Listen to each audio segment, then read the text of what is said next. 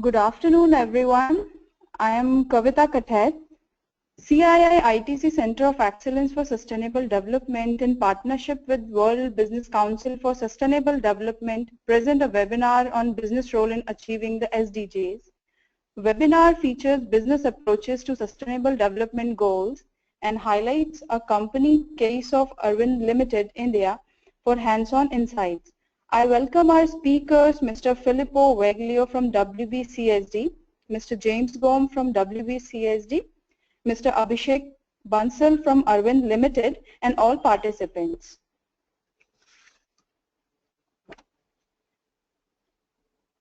We will cover sessions on business and sustainable development goals, global examples, and case study of Arvind Limited. Participants can also share their views through a text box.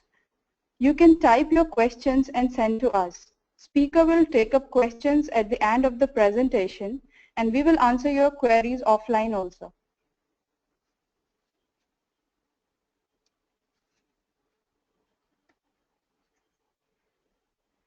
Confederation of Indian Industry is an association of Indian businesses which works to create an environment suitable to the growth of industry in the country. CII works proactively with government to formulate policies that would empower businesses. CII has over 8,000 members from the private as well as public sectors, including small and medium-sized enterprises and MNCs.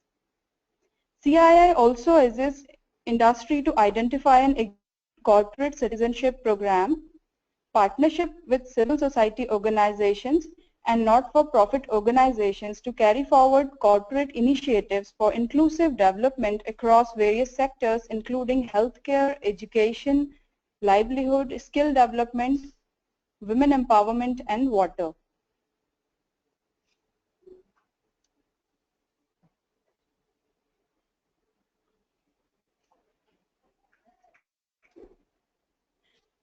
CII theme for 2016-17 is Building National Competitiveness. It highlights industry's role in making partnership with government to accelerate competitiveness across sectors with sustained global competitiveness as the goal.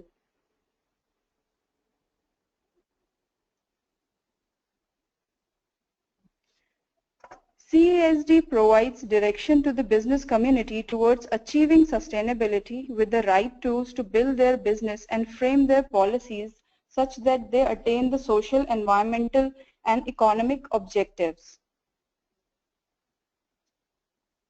CASD builds sustainable businesses through management systems, transparency and disclosure, social and natural capital assessments, recognitions through sustainability awards, and sustainable plus. A corporate sustainability level and improving policy ecosystem necessary for sustainable businesses to thrive.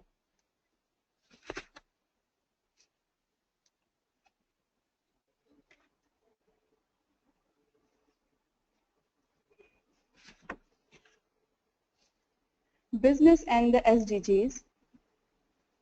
The Millennium Development Goals launched in 2000 to tackle poverty, education, health, hunger and environmental issues around the world. Some targets have been completed and some have been missed. In 2015, they are replaced by 17 Sustainable Development Goals and they are stretching to 2030. The private sector has been involved in devising the framework for the SDGs and the private sector will have a hand in their delivery also. Business has a bigger role than just philanthropy. To fill the gap, private sector needs to invest and apply development capabilities and innovation to SDG challenges. For example, business can invest in the development and application of technologies that can make healthcare more accessible for millions. This is the key to achieve Goal 3, which talks about ensuring healthy lives and promote well-being at all ages. To have impact, business must identify goals to focus on. A survey recently published showed that most of the business community is aware of the SDGs, but only few understand the impact on them. Different SDGs will be relevant for each company depending on sector, size, geography, and strategic priorities. To address this, SDG Compass helps connect companies with the tools to manage and measure their contribution. The Compass will help businesses identify the SDG goal most aligned to their core businesses and competencies. Companies should first assess on which SDGs they can have the biggest impact, whether positive or negative, and then prioritize action accordingly to reduce the negative impact and scale up the positive impact. Companies should also not only focus on their own operation but look at their entire value chain. This means to also take into account impacts occurring at their suppliers as well as from transportation, use and disposal of their products. Business needs supportive policies from government also. Business needs to partner with the public sector to share insights and inspire policymakers. This will help build an environment where businesses that help solve social problems will prosper and companies that do the opposite will fail. Sometimes business solutions exist, but they cannot reach to the scale required yet without stronger supporting policies. We hope governments will do what it takes to meet the goals. Governments ultimately must take a leadership role, but the most important point about the SDGs is that we all need to play a role in their delivery. Government, civil society and business, everyone's role is very important. The business role is vital as it is business that is the driver of jobs, innovation and growth. The SDGs also focus on measuring and collecting data. Like any project, a robust monitoring system is needed to track the progress towards each of these 17 goals and ensure that they are achieved. The private sector can also play an important role in data collection and reporting by measuring its social impact.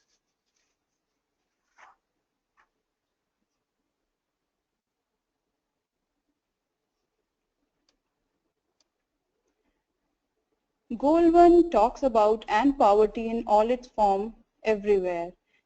Here, financial inclusion, life insurance, health cover are the main areas where companies can work on. Increase in economic participation and activity, increase in asset ownership are the main areas.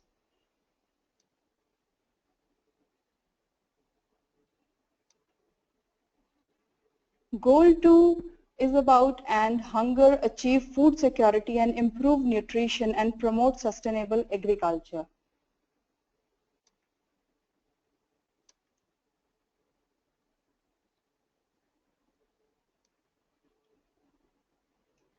Goal 5 talks about achieve gender equality and empower all women and girls. HR policies for gender ratio at all levels, Companies Act 2013.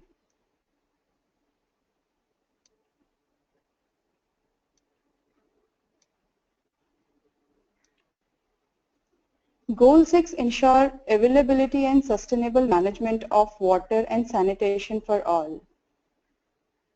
Here, business implications of improving air quality and standards in India, biodiversity and natural capital can be considered.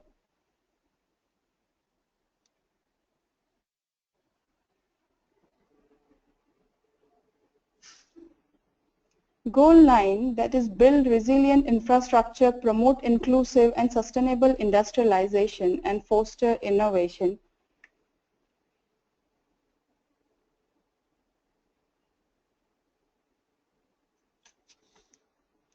I now invite Filippo Veglio from WBCSD to share his views on business and the SDGs.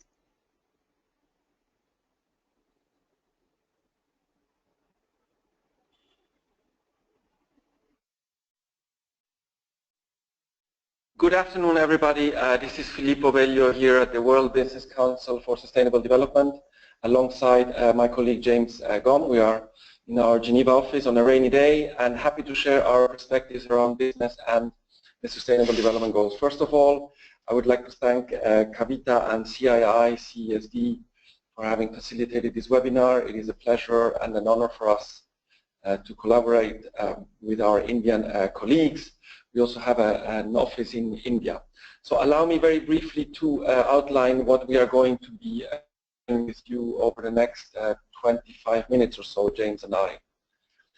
We will briefly introduce you to our organization and our global network, of which CII CESD is a key partner organization. We will briefly introduce the SDGs, and Kavita has already done a great job with the first layer of information. We will then move into the perspective around the business angle on the SDGs before we outline very briefly again how we at the Council here across our network of 200 companies and through our Secretariat are addressing the SDGs as a thematic priority area. And we will have James sharing with you in depth, I believe, over a handful of specific case studies of how companies have and are currently integrating the Sustainable Development Goals into their growth strategies at level of their operations. So with that said, allow me very briefly to introduce you the World Business Council for Sustainable Development.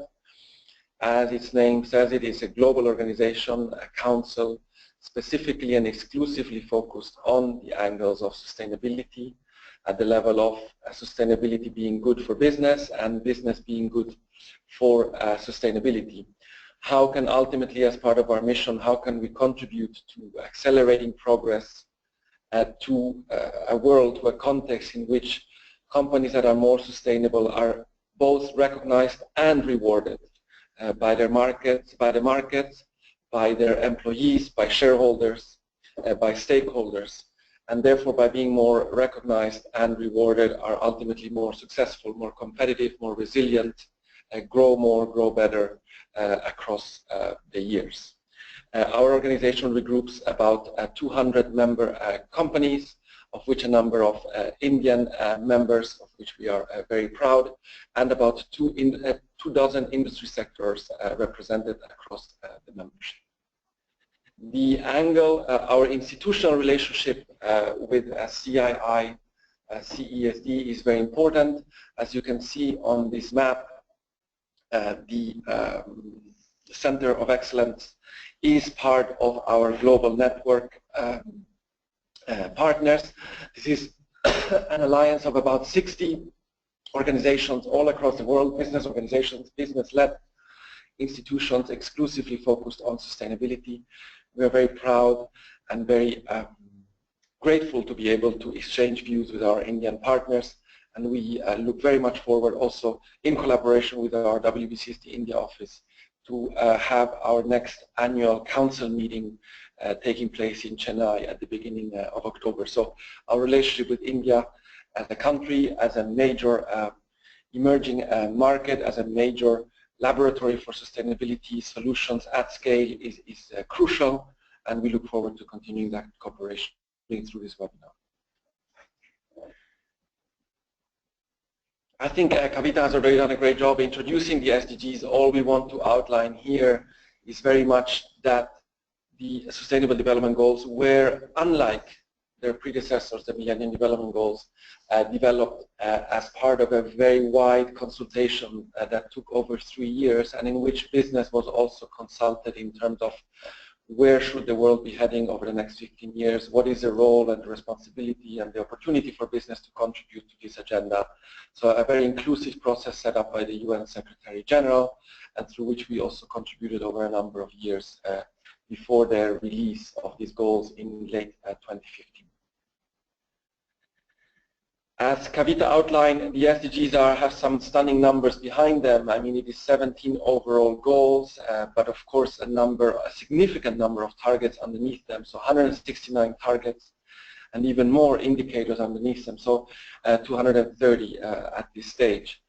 This points to a complexity of the overall canvas for achieving certain sustainability ambitions for the world by 2030, but it's of course also a sustainability complexity that is inevitable. We're talking about tackling some of the most pressing and urgent challenges of the world for itself to be, for the world to be able to sustain itself over the longer term. So of course there is an inevitable complexity. What we try to do at the level of the Council and also of course at the level of our partners across the world is to break down that complexity and look at the specific business angles to this complex agenda. The SDGs point not only to complexity but also to the challenges of scale. What we are doing with this slide, James and I, is to point to the current trends.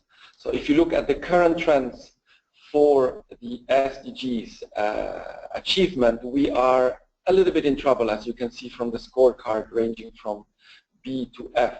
All we want to outline with this slide, and it's a publicly available research by the Overseas Development Institute, a very useful piece of research, is that there are a number of challenges based on current trends to achieve a significant number of SDGs, especially if you look at the F grade on the bottom right of the table.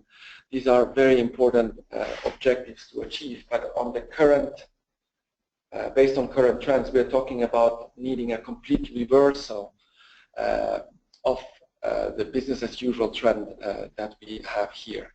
Some other goals, such as ending extreme poverty, the growth goal and the biodiversity goal, are doing better. So this means that with a B grade, the current trends will get the world close to meeting these goals. But we just wanted to point out that there is complexity and there is scale of the challenge. And of course, when you talk global challenges, you then talk, of course, about geographical differentiation. What we want to outline here, also on the basis of the ODI's scorecard and the two tables that you see here, the geographic images that you see here, is that, of course, every geography has different problem areas, different realities, different ambitions, different sets of goals, different sets of mechanisms to address the overall SDGs framework. And what we outline here in the text is saying that responses will have to be prescriptive and look to solve the issues both at the local and the global scale. So that's an additional sort of complexity. Of course, everything is local in the world, but there are also some cross-cutting perspectives in the global goals. Think, for example, of climate change that, of course, affects any country across any sort of geography. So how do you tackle those global problems with a local perspective as well? Last slide about introducing the SDGs. From our perspective, a very important message is that the SDGs are a universal agenda. A universal agenda. The SDGs are applicable to every country. Every country has its own set of challenges. If you look at the 17 SDGs and the 169 targets, every country you will find problem areas, of course at different levels and a different magnitude of scale. What we put up here is an example of the United Kingdom, where you will see that based on the rankings of 3 dozen OECD countries, there are some red flags that are raised. And this is a research done by a German foundation that has all OECD countries, and you will find for each OECD country certain significant challenges that countries will have to face. So the idea of universality, the idea that the SDGs have implications for all geographies, and that countries vary greatly in their capacity to meet the goals, but also countries have a lot of lessons to learn and a lot of lessons to share from each other, be that emerging markets, be that developed economies, be that the least developed countries. So that's a message we would like to underline. And as our president likes to say lately, the SDGs have basically made every country a developing country, meaning every country has got some development ambitions to meet, sustainable development ambitions to meet. So that makes it ever more interesting to actually look at this agenda across the world. Allow me to move into the second part of the presentation, which is about the angles, the business angles to the SDGs. One thing we want to make clear from our perspective of WBCSD, it is that the sentence on the left of the slide. So let's make it clear, business is not being asked to deliver the SDGs. This is a governmental and intergovernmental process that led to a set of goals, a set of overall political ambitions that are laid out then at the technical level. But our message is that clearly the SDGs will not be delivered without business on board. So clearly business as part of a key positioning business clearly as a solution provider.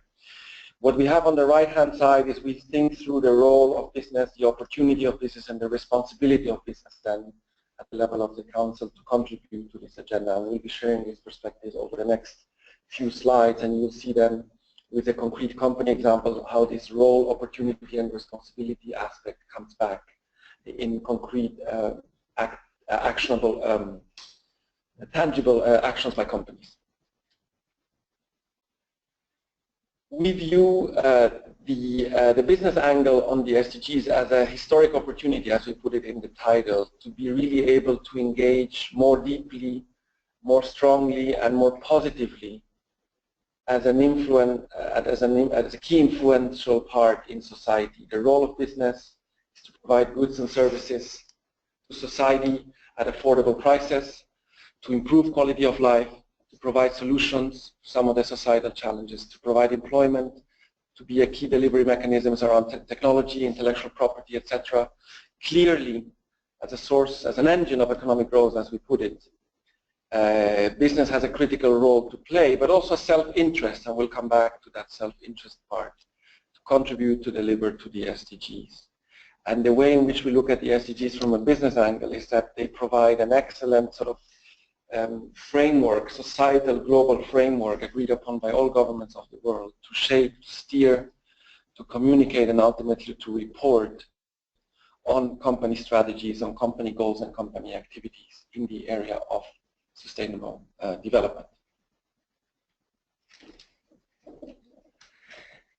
The business case. So how do we look at the business case? We have 7 or 8 bullet points here. No need to go in great detail, but we just want to outline some highlights, and you will be able to find some more information on our website and our documentation in the World Business Council. The first business case element from our side is that the self-interest part that I alluded to before. The sentence that I'm sure many of you have already heard, business cannot succeed in failed society. So clearly a self-interest of business to position itself also as a solution provider. How is business going to sustain itself through societies that are not functioning, that are not properly catering to their citizens, where citizens do not enjoy the rights that they should be enjoying, that they are not empowered, not educated enough, that they don't have access to basic services, let alone jobs. So clearly business can play a role out of pure self-interest, but also out of pure visionary thinking around what its role in society should be. Some aspects around risk management, of course, also come into play. As well as some anticipation of consumer demand. If you look at trends, how they evolve over the next 15 years, some interesting data there to look at consumer demand.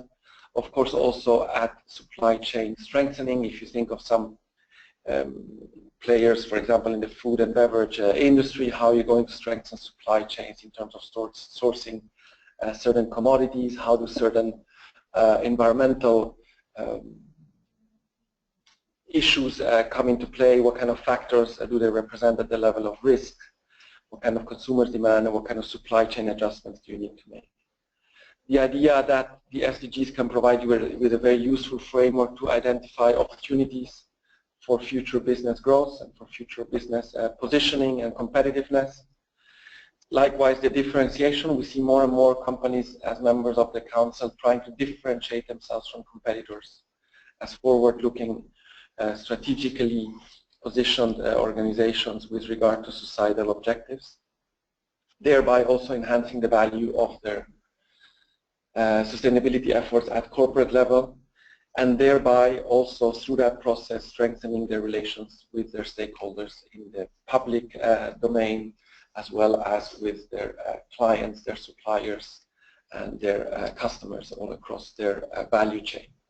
As Mr. Polman, who is the CEO of Unilever and also the chairman of our organization, says it, ultimately, I think very provocatively and very rightly so, ultimately, please somebody explain to me the business case for enduring poverty. So there is no business case for that. So let's really tackle these sort of issues collectively, looking at it through the lens of responsibility, opportunity, and role of business in society. Key drivers and objectives for our council's operation in the SDGs space, activities in the SDGs space. For us, it is very important, and this is a good timing also of this webinar, to really create critical mass across industry sectors and geographies. It links back to the idea of universality, it links back to the idea of different challenges across different geographies and different business sectors. So how do we build critical mass beyond just a few usual suspects or a few sort of visionary companies? How do we really build that critical mass? How do we also advocate for business engagement across this spectrum that I alluded to a few times now of role, responsibility, and opportunity? So really trying to position these three elements. How do we establish also the trust element? I'm sure all across the world, the data that we are getting also from our councils is that there is a significant lack of trust in business. And so the SDGs agenda can provide a perfect framework and vector to enhance the trust of business in society and position that as a sort of progressive player contributing to a very important societal goal.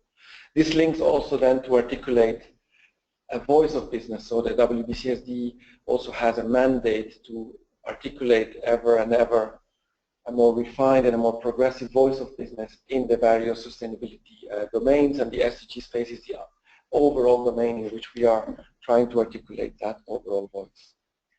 At the same time, we also want to articulate, and that links back to Kavita's early slides, the needs for policy and partnership levers. So business cannot deliver the SDGs on its own. Business wants to contribute, but ultimately governments and other actors have a key role to play as well at the level of policy and at the level of partnerships.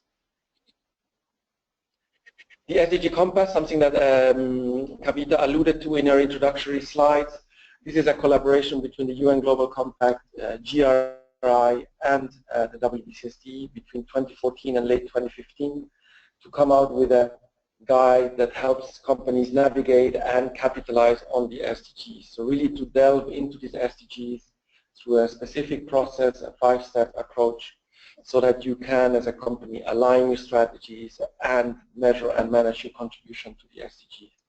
We very much encourage you to visit that website to download a wide number of supporting documents, supporting tools that can help you in your quest to think through strategically how to embed this SDG framework into your company's realities. So have a look please at this website. We also have supporting documentation available for those companies that would like to receive more information directly. I think it is the last slide on my part before handing over to James. This is to point to a website that we have set up over the last couple of months, and James leads the content development of all that, is in order to also allow companies to navigate this space, which is fast moving, where there's a lot of information flying around. We are consolidating all of that information into a publicly available website, which is sort of a one-stop shop that we have created for companies to be able to look at the SDGs and how to navigate this space. So you can see the website here. We call it the SDG Business Hub. So it's a business-focused hub around the SDGs. There are a number of case studies, a number of policy statements, a number of publications, a number of tools that are coming from diverse sources all across the world, all across our membership, but also beyond. So we're really trying to sort of play a radar function to be able to keep you all updated in the business community about what is going on in the SDG space that is of relevance to the business community. So I encourage you to visit that section of our website, and we remain, of course, open for any questions should they emerge after you visit this documentation. Great, thanks, Filippo. So yeah, as Filippo alluded to, we do have this new SDG Business Hub, and one of the features of the hub is that we hope companies will find useful a collection of case studies that are starting to build up there, and we're working to put together a substantial repository which showcases what we regard to be interesting practice in terms of how business is engaging with the SDG agenda in various ways, whether it be in terms of setting sustainability strategy, communicating, or seeking out new business opportunities. So what I'd like to do now is to take you through a few of the examples that we've highlighted on the hub, which hopefully can provide useful reference and some inspiration. So one element that has strongly embedded itself into sustainability strategy and reporting over the past decade or so is that of materiality setting. That's to say there's a setting of environmental and social factors that are most material or relevant to your company through a series of analyses and stakeholder engagements. And in many ways, I think this materiality process seems to be a natural starting point around which to begin to integrate SDG-related thinking. Indeed, this is exactly the approach that Italian cement company Italcementi has taken. And having conducted their most recent materiality assessment, Italcementi then proceeded to map each of the material issues identified against the 17 global goals, ultimately creating the matrix that you can see here.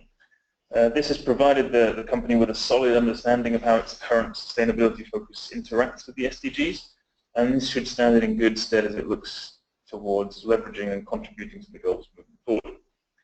Italcementi has also combined this process with a series of internal surveys on the SDGs involving some 200 key individuals throughout its global operations to assess current attitudes and understanding of the goals, something again which puts it in a good position to take meaningful action in the future. So that's some good ideas on perhaps how to begin aligning with the SDGs, a good starting point.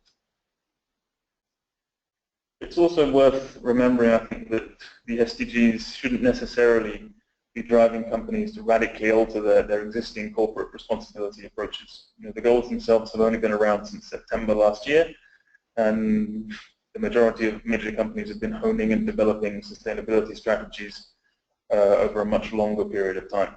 So the fact is that the goals don't require companies to abandon their existing strategies. Oftentimes it's just a case of reframing existing initiatives in the light of the SDG agenda in order to demonstrate alignment with the goals.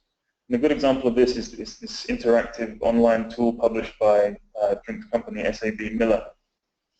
Now, the company has adopted its Prosperity Sustainable Development Strategy in 2014, which revolves around 5 key sustainability pillars.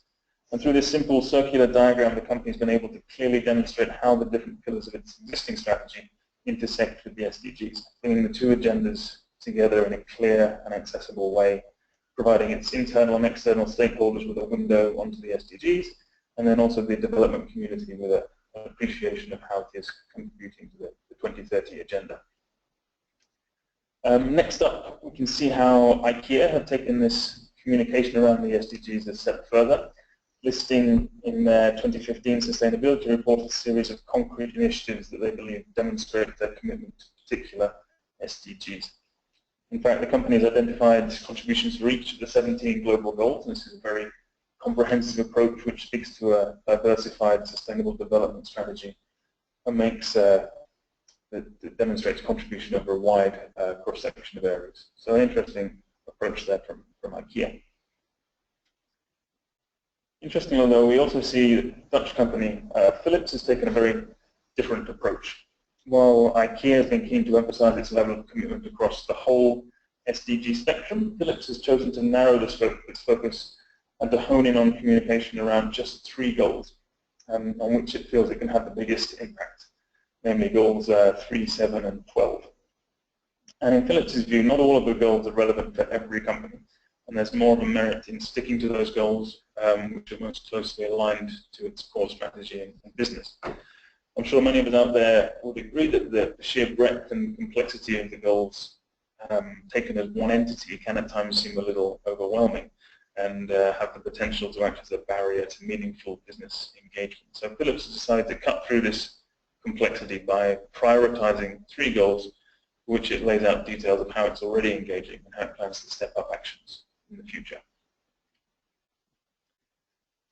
And now the UK's BT, British Telecom, on the other hand, has adopted something of a hybrid approach, excuse me, whereby it simultaneously ranks how relevant it considers each of the 17 SDGs to be for the ICT sector, while also disclosing how each of the goals align with its existing sustainability goals and ambitions.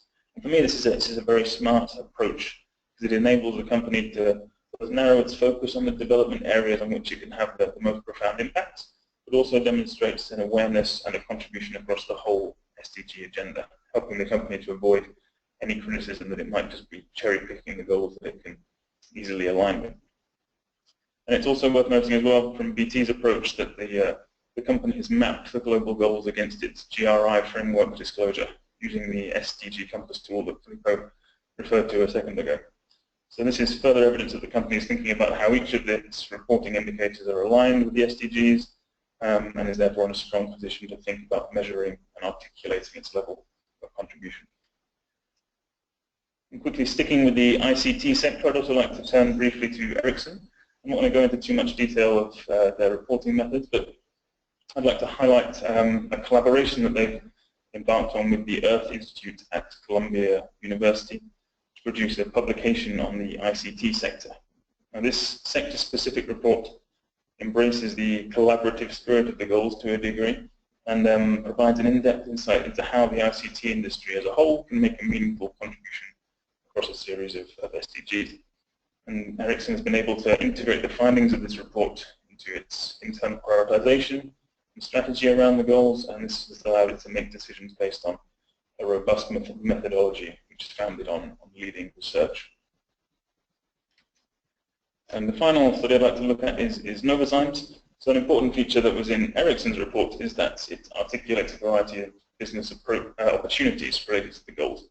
And this is also a key feature of our final case study, which is Danish company Novozymes. Now, Novozymes seem to have embraced the theory that organizations can generate solutions and innovations to address the challenges set out by the goals. And this has the potential to create immense value for the company in the long term. Since the release of the goals, it has started to apply the SDGs as a lens to its screening process for new products, business models, and partnerships. And in this way, it's hoping to position the SDGs as a core part of its business model and leverage the opportunities that the agenda represents. So this, I think, is a good example of the SDGs playing an important part of high-level strategic decision-making. And I think this is very important because awareness of the SDGs shouldn't just sit within the sustainability function. They ideally need to be embraced at that higher level to drive real impact. So that was just a quick snapshot of some of the initiatives that are currently being shared by companies. Of course, this is not an exhaustive list, and neither are we advocating one particular approach over another. But I certainly think that each company needs to go through its own processes to determine the ways in which it can have the most impact on the SDG agenda, depending on its industry, its geography, its scale, etc. But this is a space that is continuing to evolve very quickly, and at WBCSD we think it's really crucial for business to keep up an ongoing dialogue around the global goals and to share details on barriers and solutions. So we'd therefore like to call on all of you listening today to share your experience with us. Let us know if you've come across any other case studies, whether you agree or disagree with any of the approaches taken. Share your visions, your concerns, and your experiences from your industries and from your different parts of the world. We very much look forward to keeping up this conversation. And thank you very much for your time today, and here are our contact details, and we look forward to hearing your thoughts moving forward. Thanks a lot. Thank you, James, for sharing global examples. I now hand over to Abhishek Bansal from Arvind Limited to share his company's case.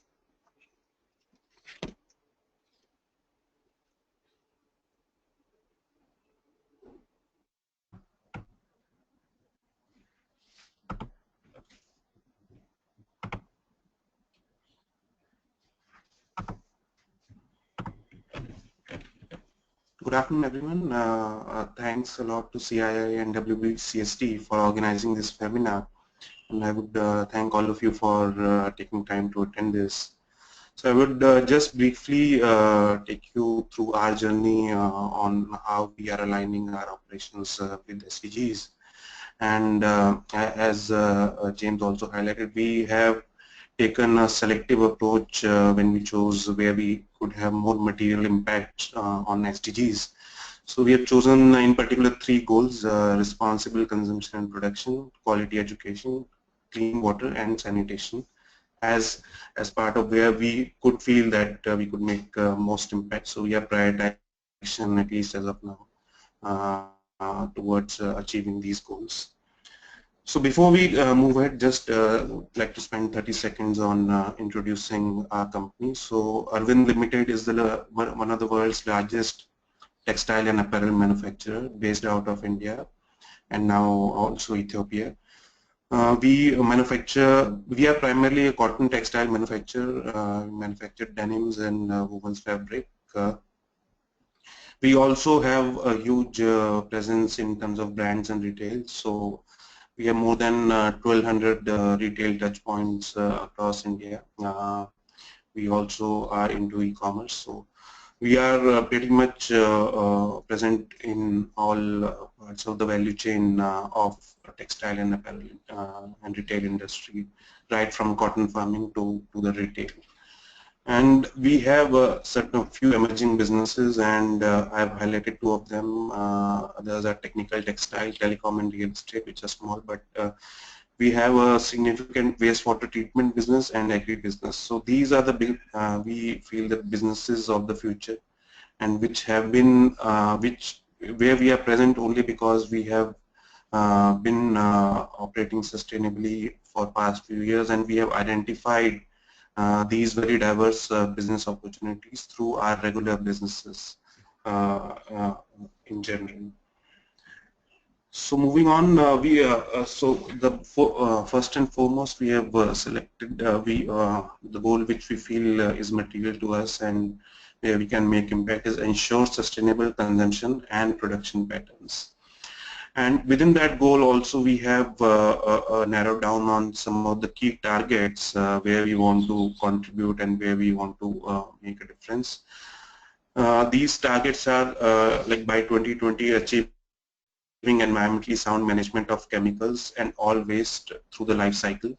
So textile industry is one of the largest or the largest industry group consumer of chemicals. So textile accounts for a majority of the chemical that is produced on this planet, and we are collaborating across the industry, across the world in a movement called Detox, where the industry has committed itself to zero discharge of hazardous chemicals by 2020, and that very much falls in line with this target under the SDG.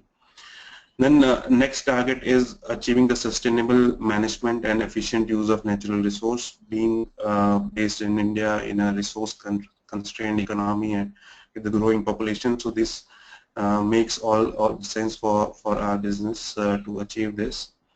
Then substantially reduce waste generation through prevention, reduction, and recycling and reuse. So this is again one of the key focus areas where we have taken several initiatives.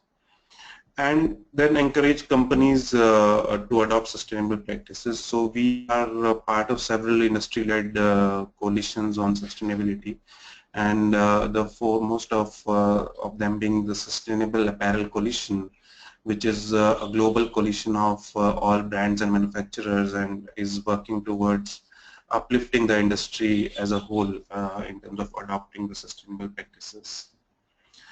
Going forward, like we also have various indicators, but in interest of time, I have not added the indicators to my slides. But it's very interesting to see what different targets are, and one could really work around and zero down on very specific target action points and indicators to monitor over the longer term on how we are helping to make progress towards these global goals. So in terms of further going one step down in responsible consumption and production, so we have adopted an input management approach for our sustainability. And input management, we believe, is a key first step towards being sustainable, and especially when it comes to resource consumption and production. So we have identified 7 key critical inputs to our businesses. Cotton. So since we are cotton-based textile, we are the largest consumer of cotton in India and one of the largest in the world. Then energy, water, people, chemicals, and money. So these are all critical inputs where we are trying to conserve resources, and we have set targets within each of these categories. So in terms of cotton, we have our own organic cotton farms and farm under an initiative called Better Cotton Initiative, which looks at producing cotton by using lesser fertilizer, lesser chemical, lesser water, less resources basically. Then within our processes, we recently, a few months back, we started recycling the waste cotton and have now successfully processed it to make a surgical cotton. So we have launched our own surgical cotton, which was never a business for us, but through identifying useful output for the waste streams. Energy, our textile unit has been rated as most efficient textile unit in India by Ministry of Power now 2 years in a row, and that has happened through a host of initiatives that have been adopted over the past few years in the company. Then in terms of water space, we Asia's largest zero liquid discharge plant operating out of Ahmedabad in India, where we are treating 18 million liter of water every day in closed loop, where all the water is reused back in the process. So just imagine if we have to again draw 18 million liter of water every day from a fresh water instead of treating and recycling it, then how much impact it would have over several years of operations. So that's a big significant milestone, and when we established this project and then the project was streamlined over last few years, this is when this business idea came to our management that we can really be in the business of water, and that is when we established a water treatment company of our own, which is now advising more than 50 industries, where we have installed zero liquid discharge technology, which we have where we have acquired a patented technology from Finland and now distributing it in India. So this has really helped us identify a business opportunity. In terms of people, we directly employ more than 42,000 people in India, and focus is always on training and safety and to use manpower more efficiently. Chemicals I've touched upon briefly already, so I'll not go much into detail in the interest of time. Then goal 6 is ensure access to water and sanitation for all, and the targets which we have assumed out of several targets under this goal is to improve the water quality by reducing pollution, eliminating dumping, and minimizing release of hazardous chemicals and materials, untreated wastewater. Then increase of water efficiency across all sectors, and then protect and restore water-related ecosystem. So here also we have taken several initiatives internally as well as externally. Internally we have, as we said, we have the largest zero liquid discharge plant. And in one of our other textile plants, what we have done 6 months back is we are now collecting domestic sewage from the nearby communities, and we are treating that water to the process quality and using that instead of using the fresh water. So this is also first of its kind initiative in the state, where we have set the precedent by even drafting the agreement in coalition with the local government. Then in terms of external initiative, we are helping the farmers in the Kurla region of Maharashtra, which is one of the most stressed regions, by implementing rainwater harvesting, check dams, and drip irrigation projects at the BCI and the organic farm projects. So here are some of the statistics as well. And goal 4 is to ensure inclusive and quality education for all and promote lifelong learning. So again, we have some targets, adopted some targets under this goal. And we are doing a community education project through our CSR arm, which is called Sharda Trust, Strategic Help Alliance for Relief to Distressed Areas. So this trust is focusing on partnership with local government to augment the existing education system with a more specialized education. So the existing schools, existing government schools are not equipped enough to provide decent education to the children who comes to these schools. So we are equipping those schools with state-of-art infrastructure as well as providing them with additional teaching experience through our own teaching team. And this part of the schooling and vocational learning happens after the school hours by using the same school infrastructure, but with additional infrastructure like user projectors, computer labs, books, libraries, neat and clean classrooms. So this is the program whereby we are impacting, we are enrolling more than 1,000 students each year. So number of students grows by 1,000 each year, and by 2020 target is to add 2,000 students every year to this program. So this was briefly, in very brief, about what we are trying to achieve, and here are my contact details in case anyone wants to know how we are doing it in more details in terms of monitoring of some of these aspects. Thank you.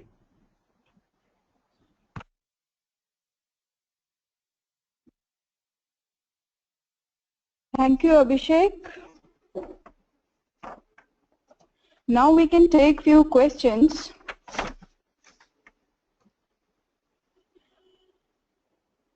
Sandeep Srivastava from Ambuja Cement Limited has asked this question. Filippo, would you like to answer this?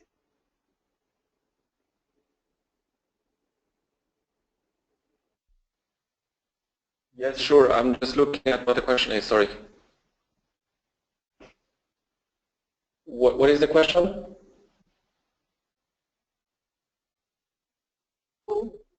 Which are those SDGs the businesses are most aligning to or contributing for? Any studies so far, region-wise? He wants to know.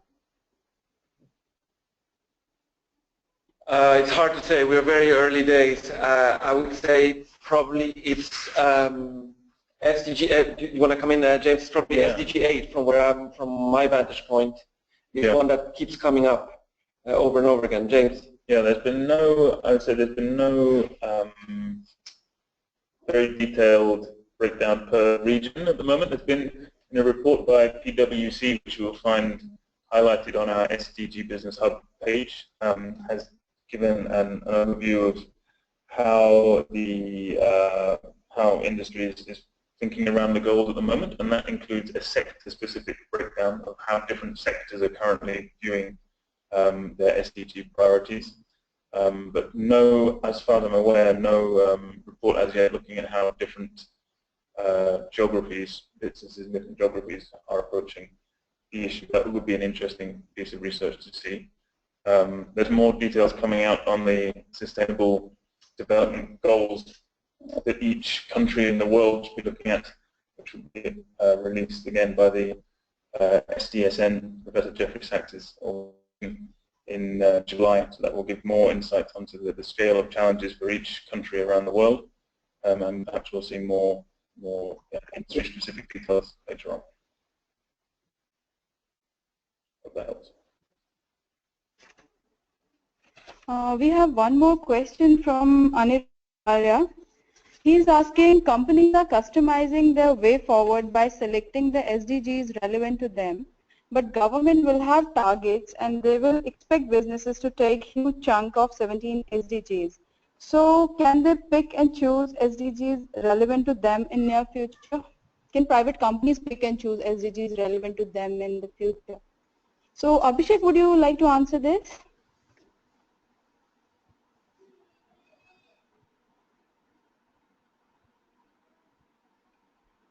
Hello. Yes.